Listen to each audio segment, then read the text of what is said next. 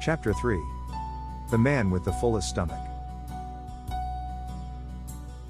As a peace-loving global citizen, you are my spiritual teacher. Chapter 3, Part 1.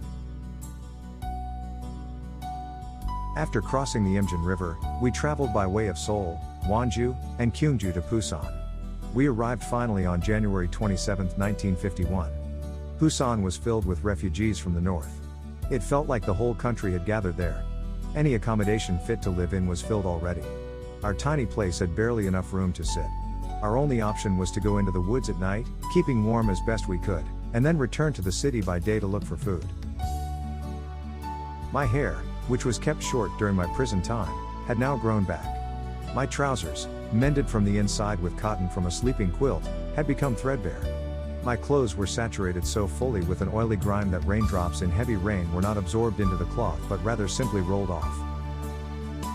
Almost nothing was left to the soles of my shoes, although the upper part was mostly still there. I might as well have been walking barefoot. The fact was simply that I was the lowest of the low, a beggar among beggars. There was no work to be had, and we had no money in our pockets. The only way we could eat was to beg. Yet even while begging for food, I maintained my dignity. If someone refused to help, I would say in a clear and confident voice, "Listen. If you do not help people like us who are in need, you will have great difficulties if you hope to receive blessings in the future." People would give when faced with such thoughts.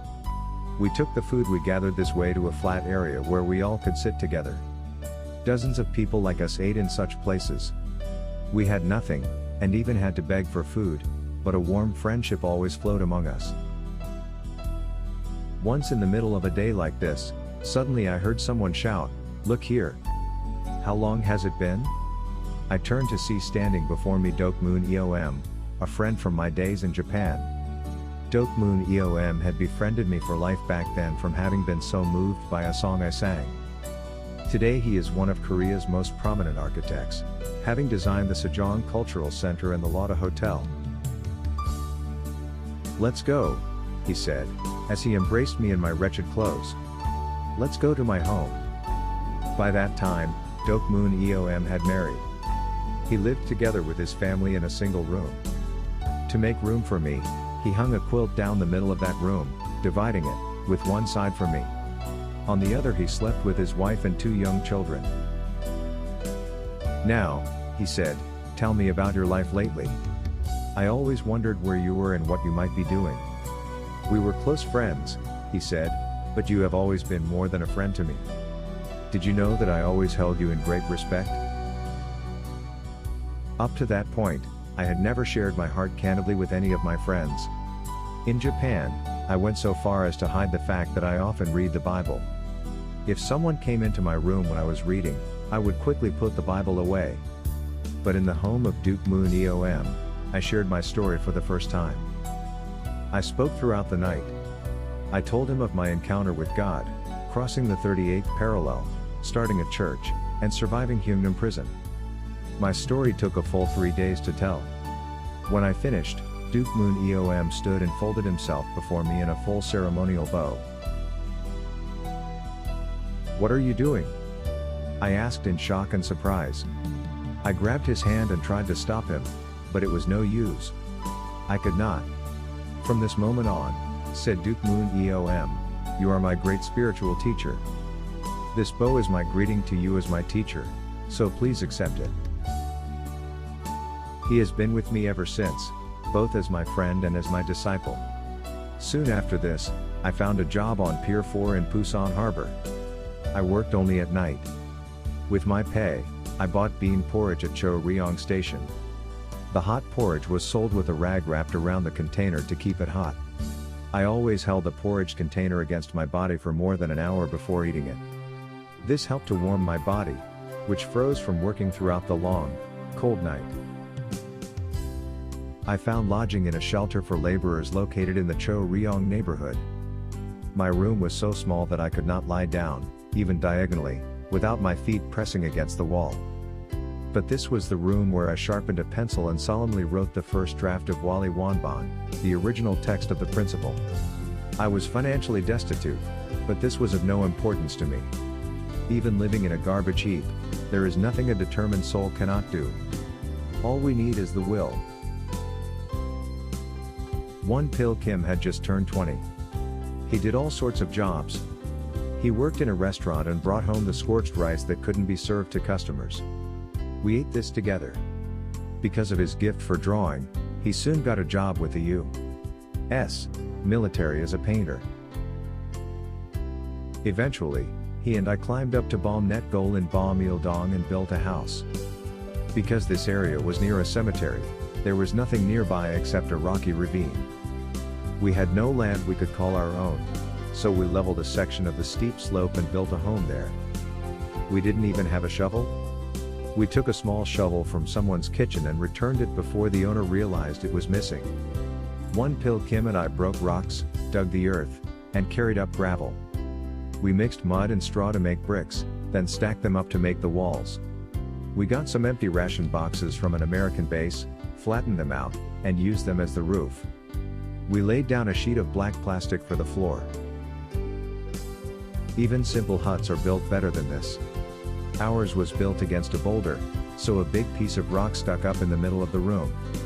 Our only possessions were the small desk that sat behind that rock and Won Pil Kim's easel.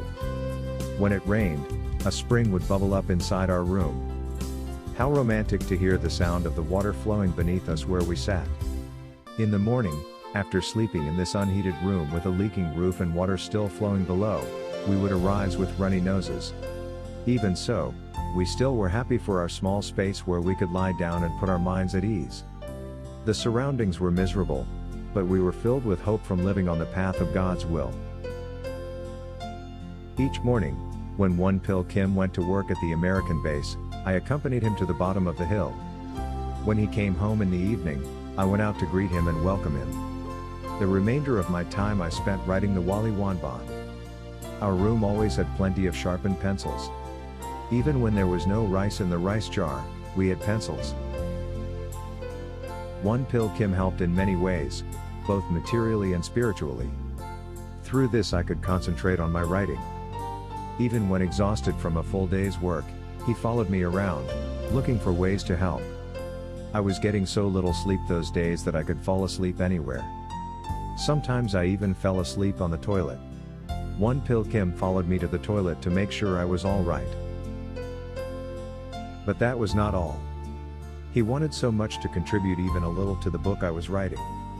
He began to draw portraits for American soldiers, and in this way he earned money to keep me supplied with pencils. At the time, it was popular among American soldiers to have a portrait drawn of their wife or girlfriend before returning to America. Won Pil Kim glued sheets of silk on wooden frames, painted the portraits, and sold them for $4 each. I felt grateful for his dedication. I sat beside him when he painted and did all I could to help him. While he was away at his job on the American base, I would put the glue on the silk, cut the wood for frames, and put them together. Before he came home, I washed his brushes and bought the paints he needed. After coming home, he would take a 4B pencil and draw the portrait.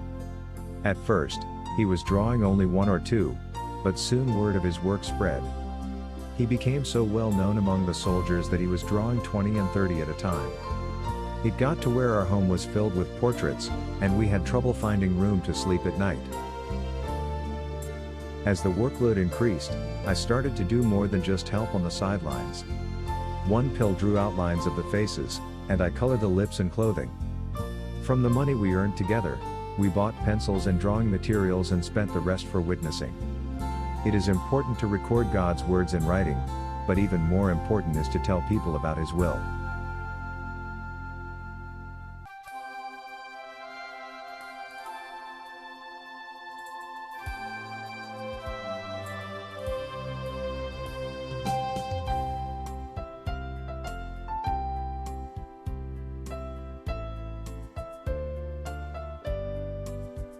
As a peace-loving global citizen.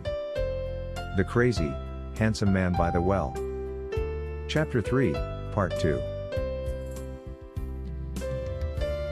When we built the mud-walled house and began the church in Bom Net Gol, there were only 3 people to hear me preach. For me, however, I was not talking to just those 3 people. I thought to myself, though they cannot be seen, I am preaching to thousands, even tens of thousands. I envisioned as I preached that all humanity was in attendance. These three people sat before me while I conveyed the words of the principle in a loud, booming voice. There was a well in front of our house. Soon a rumor began to spread among those who came to take water from that well. A crazy man lived in the house with mud walls. They fetched their water and peered into this ramshackle mud house to see a man in wretched clothing speaking like he was shouting commands to the whole world. It is only natural that people began to whisper among themselves. I preached that heaven and earth would be turned upside down and Korea would unite the world. Rumors about me soon spread beyond those using the well to those at the bottom of the hill. Perhaps these rumors are what brought people coming out of curiosity to see the crazy man living next to the well. Among these curious ones were students from a nearby seminary, as well as a group of professors from the prestigious Ewell Women's University. The rumors also became embellished to say that I was a handsome man with good stature, so middle-aged women began to climb the hill to see me as a way to pass the time. On the day I finished writing Wali Wanban, I put my pencil down and prayed, the moment has come for me to evangelize. Please send me the saints to whom I may give witness. After this, I then went out to the well. It was May 10th, late spring. I was wearing traditional Korean trousers with cotton lining and an old jacket, sweating in the heat. I caught sight of a young woman wiping the sweat from her brow as she struggled up the hill toward the well. I spoke to her, saying, "God has been giving you tremendous love for the past 7 years."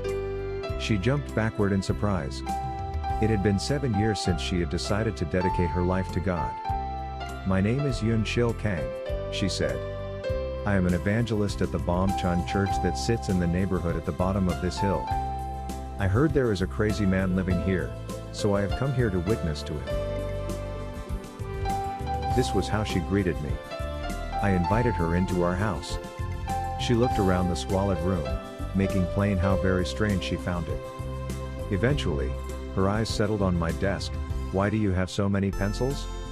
she asked. "Until this morning," I replied, "I was writing a book that reveals the principles of the universe. I think God has sent you here so that you can learn about these principles from me." "What?" she demanded. "I am here because I heard there is a crazy man living here who needs to be witnessed to." I handed her a cushion to sit on, and I sat down as well. The spring water made its trickling sound as it flowed beneath us. "In the future, Korea will play its role at the pinnacle of the world," I said. "People will regret that they could not be born as Koreans." She clearly thought I was speaking nonsense. "Just as Elijah appeared in the person of John the Baptist," I continued, "Jesus will come in the flesh to Korea." This made her angry. "I'm sure Jesus will have better places to come than a place so wretched as Korea," she retorted. Then she said, "Have you ever read the book of Revelation?" I interrupted her in mid-sentence, saying, "You want to say you have studied at the Goryeo Theological Seminary? How did you know that?" she demanded. "Do you think I would have waited for you without knowing even that about you? You said you came here to witness to me. Please, then, teach me." Yoon Shil Kang was clearly knowledgeable in theology. She quoted Bible texts to me one after another in an effort to attack my views. She continued to challenge me strongly as I kept busy responding to each of her challenges with answers in a strong and clear voice. Our debate continued so long that it began to grow dark, so I stood up and cooked dinner. The only thing we had besides rice was some overripe kimchi. Nevertheless, we sat there with the sound of water trickling below and shared this food before resuming our debate. She came back the next day and the day after that, each time to continue our debate. In the end, she chose to devote her life to the principle I teach. Later that year, on a windy November day, my wife showed up at the door of the Bom Net Gol hut. There standing with her was a 7-year-old boy, my son, who was born the year I left home. I had left Dae simply to go pick up some rice but went to Pyongyang instead. The years had passed, and now he had grown into a young boy. I could not bring myself to look him in the eye, nor could I reach out to stroke his face and embrace him in joy. I just stood there like a stone statue, frozen in place, speechless. My wife did not have to say a word. I felt the pain and suffering this poor mother and child had to experience in the midst of war. Even before this visit, I knew where they were living and what their situation was, but I was not yet to the point where I could take care of my family. I knew this, and I had asked her several times, even before our marriage, please trust me and wait just a little longer. When the time was right, I planned to go get them. But in this situation, as they stood in the door, the right time had not yet come. The hut, our church, was small and shabby. A number of members ate there and lived there with me to study God's Word. I could not bring my family there. My wife took a look around the hut, expressed great disappointment, and turned to leave. She and my son set off down the steep path.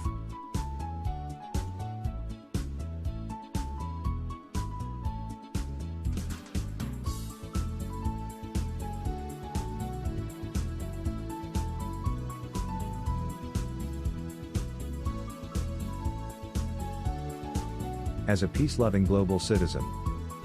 A church with no denomination. Chapter 3, Part 3. Koreans have a saying that a person insulted by others lives a long time. If I were to live in proportion to the number of insults I've received, I could live another 100 years. Also, my stomach has been filled not with food but with insults, so you could say that my stomach is the most full of anyone's. Established churches that had opposed me and thrown stones at me when I started a church in Pyongyang resumed their persecution, this time in Busan. Even before we had properly begun our church, they set out to give us trouble. Words like heretic and pseudo were placed in front of my name so often that they seemed to become part of my name. Indeed, the phrase Sun Myung Moon came to be synonymous with heresy and pseudo-religion. It's hard to even hear my name mentioned without these words. By 1953, the persecution reached extremes. We closed the hut in Busan and moved first to Daegu and then to Seoul. In May of the following year, we rented a house in Seoul's Bukak-dong neighborhood, located near Jangcheongdang Park, and hung out a sign that read Holy Spirit Association for the Unification of World Christianity. We chose this name to signify that we belong to no denomination, and we certainly had no plans to create a new one. World Christianity refers to all of Christianity worldwide in both past and present. Unification reveals our purpose of oneness, and Holy Spirit is used to denote harmony between the spiritual and physical worlds built on the love of the Father-Son relationship at the center. Our name is meant to say, the spiritual world, centering on God, is with us. In particular, unification represents my purpose to bring about God's ideal world. Unification is not union. Union is when two things come together. Unification is when two become one. Unification Church became our commonly known name later, but it was given to us by others. In the beginning, university students referred to us as the Seoul Church. I do not like using the word Kyo-hoi in its common usage to mean church. But I like its meaning from the original Chinese characters.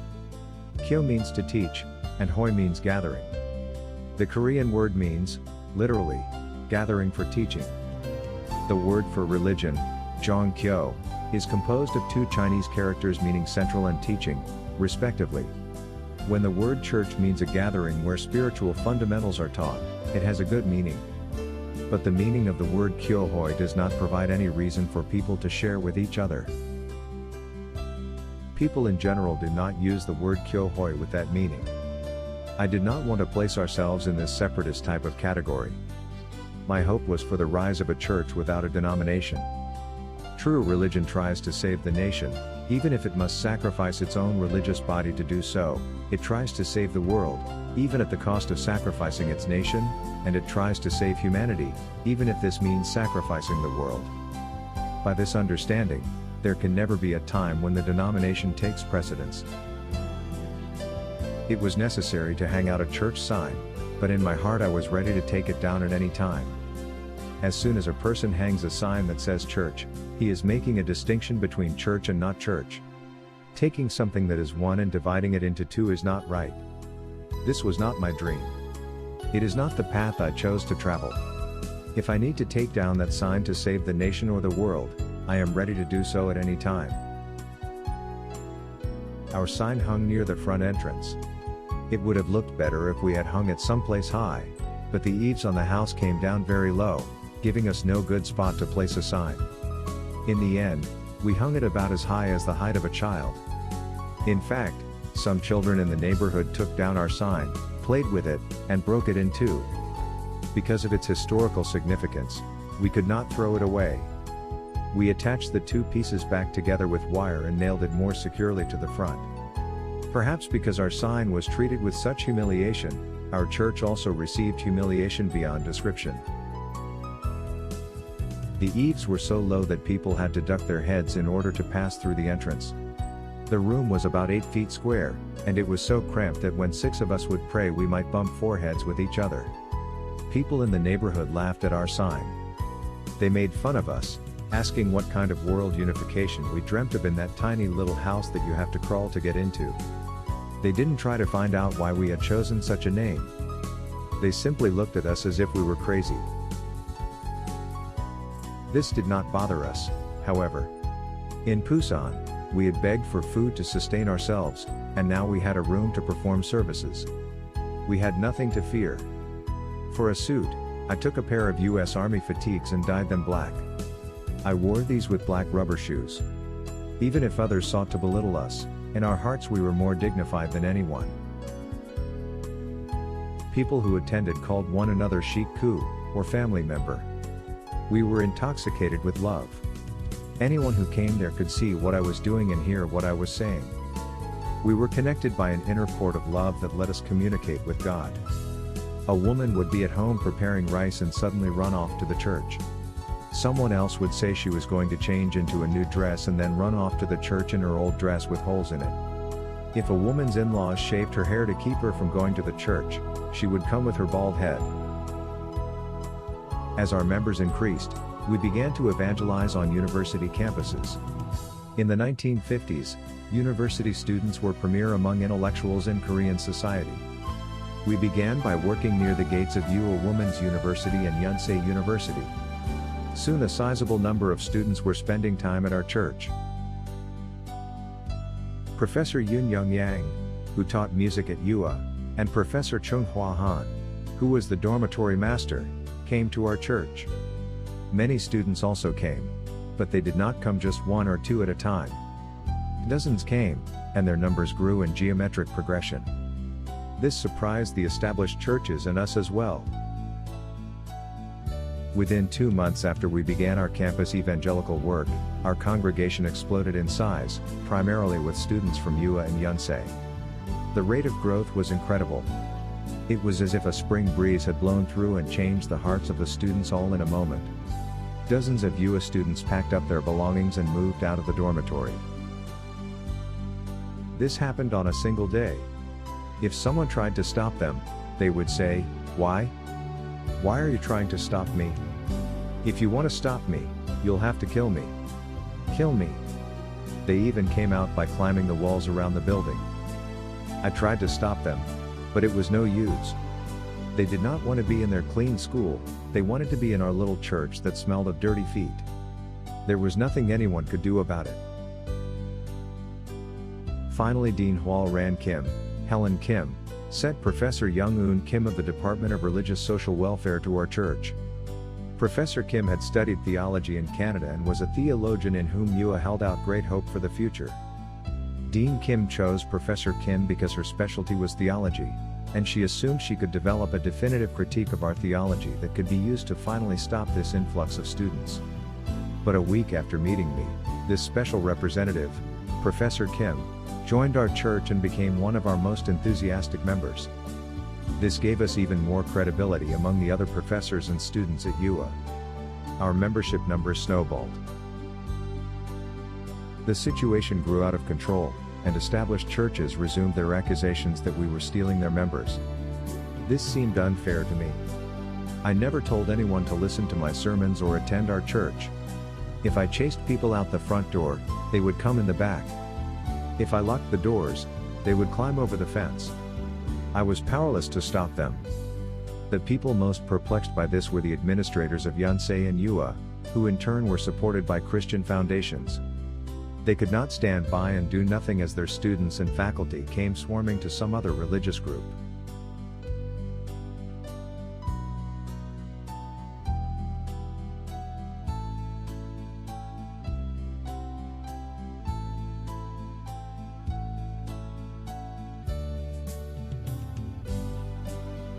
As a peace-loving global citizen, 2 universities expel students and professors. Chapter 3, Part 4. Yonsei University and Awol Women's University were embroiled in crisis and finally chose a measure that had never been used before and has never been used since. Yua fired 5 professors, including Professor Young-Eun Kim, and expelled 14 students. The expelled students included 5 in the graduating class. Yonsei also fired 1 professor and expelled 2 students. The school chaplain of Yua tried advising the students, "You can attend that church after you graduate. That way, no harm will come to the school." But it was of no use. It had the opposite effect. The expelled students protested vehemently. "There are many atheists in our school," they said. "And we even have the children of traditional shamans attending our school. How can the school justify expelling us and following the hypocrisy of this double standard?" The school, however, stood fast.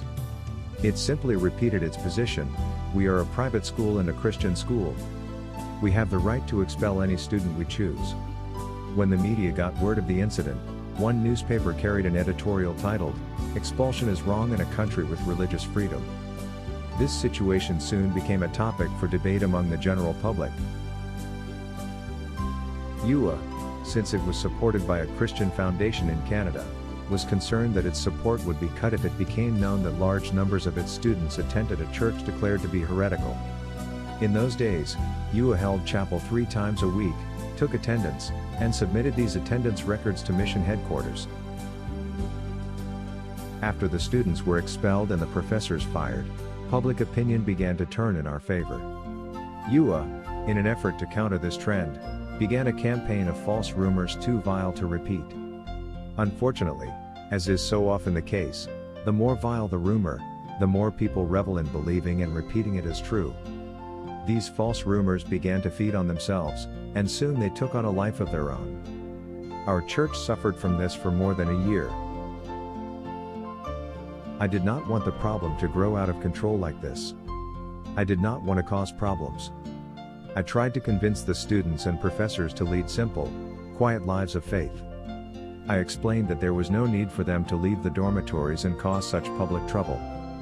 But they were adamant. "Why do you tell us not to come here?" they asked. "We wish to receive the same grace as everyone else." In the end, they were forced to leave their schools. I was not comfortable with this. After being forced from their schools, the students went as a group to a prayer hall on Mount Samgak on the outskirts of Seoul. They went to seek comfort for their wounded hearts. They had been kicked out of their schools, their families were angry with them, and their friends no longer wished to meet them. They had no place to go. They fasted and spent their entire time praying with such emotion that their eyes cried and noses ran. Soon, some began to speak in tongues. It is true that God appears when we are on the edge of despair and desperation. The students who were expelled from their schools and cast out by their families and society found God in the prayer hall on Mount Samgak. I went to Mount Samgak and gave food and comfort to the students who had become emaciated from fasting. "It is bad enough that you've been unjustly expelled," I explained. "Please do not fast also. If your conscience is clear over what you have done, then being insulted for it is not dishonorable. Do not be discouraged, but wait for your time." 5 of those students who were seniors later transferred into Sukmyung Women's University. But the damage was already done. This incident played a decisive role and was the turning point in gaining me a profoundly negative reputation. Newspaper reports began to read as if all the evil acts committed by various religions were done by us. People who at first reacted to the rumors with "Could it be true?" now began to say, "It's true." It hurt to be subjected to such unfair treatment. The injustice was so intense that it made me angry. I wanted to shout out in rebuttal, but I did not speak out or attempt to fight. We had too much else to accomplish and had no time to waste in fighting. I believed that such misunderstandings and hatred would dissolve with time and that we should not use our energy to be overly concerned about them. I pretended not to hear people say, Sun Myung Moon should be struck by lightning, or the Christian ministers who prayed for my death. But instead of dying down, the rumors grew ever more outrageous with each passing day. It felt as if the whole world had united in pointing fingers of accusation at me. Even in the heat of the Hyungnam fertilizer factory, I refused to let others see even my shins. Yet now rumors had it that I danced naked in our church. Soon people who came to our church for the first time looked at me with eyes that seemed to say, "Are you the one who takes off his clothes and dances?" I knew better than anyone that it would take time for such misunderstandings to go away, so I never tried to argue with them, saying, "I'm not like that." We cannot know someone without meeting the person, yet there were so many who did not hesitate to curse me without ever having met me. I knew it was useless to battle against such people, so I endured in silence. The Yonsei-Yua incident forced our church to the brink of destruction. The image of pseudo-religion, or cult, became inseparably identified with my name, and all established churches joined together to call for the government to prosecute me. On July 4, 1955, the police raided our church and took me and 4 members, Won Pil Kim, Hyo Young EU, Hyo Min EU, and Hyo Won EU into custody. Ministers and elders of the established churches joined hands with secular authorities in writing letters calling for our church to be closed. These 4 members, who had been with me from the beginning, were forced to stay in prison with me. The matter did not end there. The police investigated my background and came up with a charge of draft evasion. But this, too, was egregious. By the time I escaped my North Korean death camp to head south, I was already beyond the age of compulsory military service. Still they charged me with draft evasion.